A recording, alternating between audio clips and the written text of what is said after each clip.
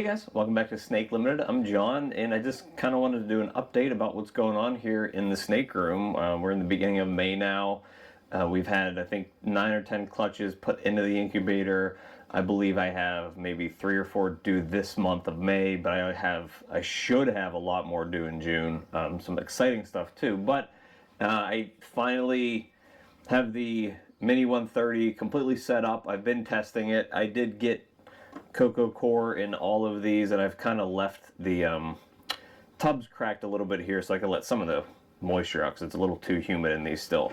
I haven't put any snakes in it yet, but there's a clutch that just hatched on May 4th, so they're all going to have Star Wars nicknames, and I'm going to start putting them up here.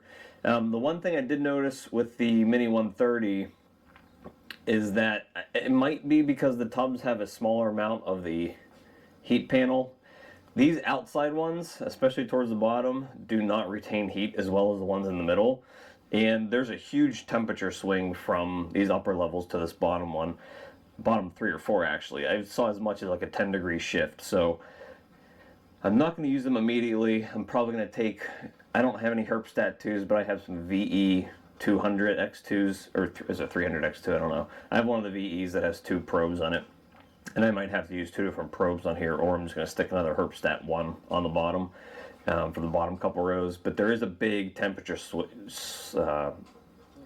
I'm seeing like up to 10 degrees at the bottom, lower than up towards the top. So you will have to worry about that. But other than that, I love this thing.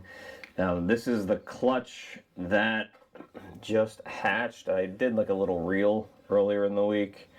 But they're awesome. They're all pied head ultramel, or double head pied and ultramel. And as you can see here, we have a pretty good different set of genes here. I think this one's a fire leopard. This is a leopard firefly. I know I've hatched one of those before. We have a plain pied here. I think we have a couple fireflies. I believe this one, if you can get out of my shadow, is a OD pastel. There's another one in here that I think it's under here. It's this one here, which might be maybe a fire OD. If there's any females in here, I'm probably going to be keeping them, at least the visual pieds that have OD. And I'm big on OD. And the dad had OD. Obviously, he was OD leopard firefly ultramel het pied. The mom was just pied. So anything that's female in there that is OD is probably going to stay here as a holdback so I can work that back into the ultra pied project, and even work it in other projects. If I can get a bunch of OD pied head ultramel snakes, and at some point I want to get in an ultramel clown project, but if I can get an ultramel clown pied project, and let's say I get an ultramel male that is het clown, or an ultramel clown male, and I breed it to one of these females in a couple years, then I'm getting some visual ultramels that are OD, that are het pied and clown, and that's really kind of a big leap for that project. So make sure you're thinking ahead when you're breeding these snakes and you're creating them for which ones you actually need to hold back. And for me personally, I'm all in on OD. That's my single favorite gene. So everything that I can produce that's OD, that's a double recessive, is staying in this rack, and I'm not letting go of it. But these snakes were actually huge. The mom was huge. There was 8 of them. They're all 8 healthy eggs. I believe the couple that I did weigh were over 80 grams each, but they look a lot bigger than that. But they are all big and healthy, and I actually love this. I love the way leopard firefly looks. It's such a cool scrambled pattern. But so there's some really cool snakes in here, and I can't wait for them to shed out. But the pastel OD actually looks really cool. So I'm excited for that. Let's see what else we've got going on here. The super, since we're staying on pieds and ultramels, this female that hatched about 2 months ago, the super OD leopard fire pied head ultramel is doing really good. She's actually on frozen thawed already. She is a super angry snake. It's not going to focus because this GoPro doesn't focus very closely. She's a very aggressive snake. So she's eating really well for me, and she's getting big. She's getting close to 200 grams. I think when I weighed her last, she was about 150 or so. We have, let's see, assuming that I looked at this correctly, I believe my rainbow boa should be having her litter here by the end of May. She is looking huge. She has been coiled back there for basically 3 months straight. So I will have some captive bred Brazilian rainbow boas, hopefully. She's a beautiful snake. She's very high in color, as you can see, and she is looking super thick. So I'm hoping I have a nice litter of them. Let's see what else. We have this super pastel Mojave clown, as you can see here. Should be laying by the end of the month. She was bred to an OD blade pied het clown male. I should actually finally have my visual clown pied clutches coming soon. This girl's at 30 millimeters. As you can see here, she did get a confirmed lock again at that size. She's a pastel leopard, possible super leopard clown, het pied. And this female is kind of at the same size. She's actually probably bigger than 30 because this was the last time I ultrasounded. I ultrasounded yesterday and got to 30, but I didn't ultrasound her again because I know she's huge and ovulating right now. She's a super pastel pied het clown, and they were both bred to my pastel leopard OD pied het clown male that's possible yellow belly. And guys, don't sleep on pastel. This female is just super pastel, and look how cool looking she is. She's huge too. Super pastel and pastel work really well in pied, so do not sleep on it. So those are my two visual clown pied clutches for this season, and they should both be laid, I'm hoping this month. I'm hoping that they end up shedding here by the end of the month so that they hatch for me in the middle of the summer. I also have a clutch that is coming soon here any day, hopefully. This is a pastel leopard pied that was bred to an ultramel pied male. Finally, my desert ghost female. She's been cool seeking in the water bowl. She's ovulating. She's a pastel desert ghost, and she was bred to my yellow belly lemon blast pied het desert ghost male I got from Showcase Serpents. He's actually also up for sale in Morph Market. Hopefully he's still there for you guys if you're interested. He's a huge, very important male for breeding projects for desert ghost pied. But I am kind of looking elsewhere in terms of what I need and refining my collection, so I put him up for sale. And this female is also bred to my ultra pied male. She's all the way in the back. She's a Mojave pied, possible yellow belly, I believe possible fire. She is huge. She's actually really cool looking. I'm thinking she's more than just Mojave from what I've seen as adult Mojaves go. And the other female that I have here is OD, what is she? She's OD YB Fire. She's actually beautiful, and she should be shedding here too. She was bred to my Super OD Yellow Belly Leopard Enchi Pied male that I got from Aussie, my super bright yellow guy here. He's actually in shed, so he's sort of pink. So she should be shedding here by the end of the month, which should also give us another clutch for June. June is going to be very busy, I have a feeling. Let's see, oh look, here's a lock. So this girl's at 20 centimeters, or 20 millimeters, sorry. This is my black exanthic male who is leopard blackhead Mojave, triple het hypopied black exanthic, and she's a cinnamon pied possible mahogany, so trying to look at creating some visual pieds here that have cinnamon, Mojave, blackhead, leopard, that are, pos het for those other genes. This super enchi hypo female is ovulating as we speak, and she was also bred to that male.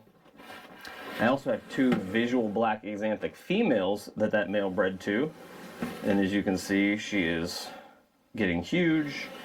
And I also have another one, but this hypopied female, he was also bred to, who's in the middle of ovulating. So I'm obviously looking for some double visual hypopieds that are pos het exanthic.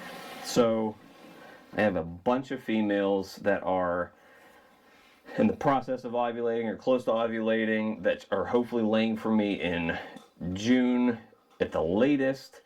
And then I think it's going to slow down after that because a lot of these other females are really kind of slowly building follicles and they're not getting big very fast. So I don't know what they're doing or what their plans are.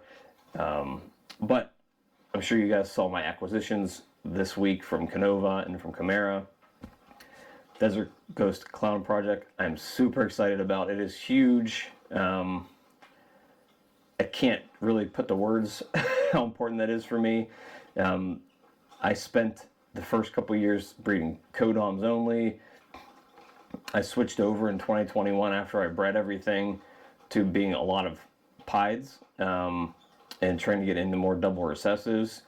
2022 is a weird year for me because I only had 4 clutches, but I made roughly the same amount of money breeding those 4 clutches as I did like 18 or 20 clutches in 2021. I made like 20 snakes versus 100, but made almost the same amount of money. But it was weird because last year I didn't really produce a lot, so I didn't have a whole lot of really cool clutches to show you guys. I kind of feel like it hurt my brand a little bit because I wasn't producing a lot and I wasn't getting to show off a bunch of cool snakes. But I really needed that year to kind of take a break, kind of reset myself. Obviously, I reset the brand as well. Got a new name, got a new logo, got a new website put up, got all new social media accounts. So having that kind of a year off to reset, to get all these new females, to let them grow up, to reinvest, kind of rethink what my brand is, what my collection is going to be, has really done wonders for me. So take the time, really kind of refine what you're doing, refine what your collection needs to be. I actually have another humongous male that's hopefully coming this month. I'm importing it, so I can't wait for him to get here so I can reveal that. And then hopefully 2 females to go along with him. I'm still, I need to raise the funds to get them, so I don't want to reveal anything yet. And so I'm hoping I can still acquire those females by the time I get the money to do it. So I have a bunch of snakes on Morph Market, a bunch of ready to breed females, a bunch of proven females, several males that are ready to breed or have bred already, and I have a bunch of really cool Ultra Pied Project and MJ Xanthic Lightning Pied Project hatchlings on there. And take a look. I'm really trying to raise money quickly to get these snakes before they get sold to somebody else. So I'm trying to be very competitive with pricing, especially on the adults, and I'm willing to negotiate if you guys are looking to buy pairs of the hatchlings. So that's where we're at. We're at the beginning of May. This month I have, I think, let's see when these other clutches are due to hatch. I know I have one other clutch due to hatch this month. Yes, that's a Pastolenchi female, Pastolenchi pied female that was bred to, I believe, my Super OD pied male. Oh, that's a weird lighting. And that's it. That's due to hatch this month. I have 4 other clutches in here. 1, 2, 3, 4. They're due to hatch in June. And then I'm going to have the 3 other clutches lay this month, plus probably 5 or 6 next month. So I think I counted, and I can have up to 40 clutches this year if all of the females decide to go. The way it's looking now, I'm assuming that I'll be between 25 and 30, but I'm going to have some really kind of real bangers in those clutches. And this is the year that I'm hoping that I end up producing enough high quality stuff and sales that I can say, all right, my day job can take the back seat. It's time for snakes to come first, not to be like job number 1B. It's going to be 1A going forward. So this is big. I'm really excited for this year. It's insane how far I've come in 5 years. The stuff that's going to be coming out the rest of this season from these clutches is going to be huge. It's been like a slow trickle. My lightning pied snakes that I had were at the very beginning of the year. My second clutch was just that one Super OD pied female that came out that had ultramel that I'm keeping, so nobody got to grab anything from that clutch. My third clutch were these ultra pieds that hatched, the pewter ones. I still have a couple of those for sale. The fourth clutch is the one that just hatched that I showed you earlier in the video. So I haven't had a bunch of clutches yet, but there are currently 5 in the incubator, 3 on the way this month, and like 5 or 6 next month. So they're coming hard at this point. We're gonna have a lot of cool stuff. Hopefully a lot of super OD stuff in a month or two. A lot more of the, I think I have 2 or 3 more clutches in there that are gonna be pied head ultramels. So yeah, I mean, it's really exciting. I'm super excited. This is kind of what I've been working towards for 5 years, and I'm hoping it works out the way that I need it to and the way that I want it to, because I've invested so much money in this. It's probably a video I'll do later in the year where I go on about, you know, this is how much I've really invested into this. I'm not ready to talk about that yet, but it's been a lot of money. And a lot of years of work to get here, and I finally feel like I'm doing it the right way. I finally feel like I have a clear path to success, and then I'm purchasing on the right projects, and I'm breeding into making the right pairings. So yeah, I'm excited. It's going to be big for us, and you know, thank you guys for kind of joining me along on this journey, and I can't wait to show you guys what's coming up.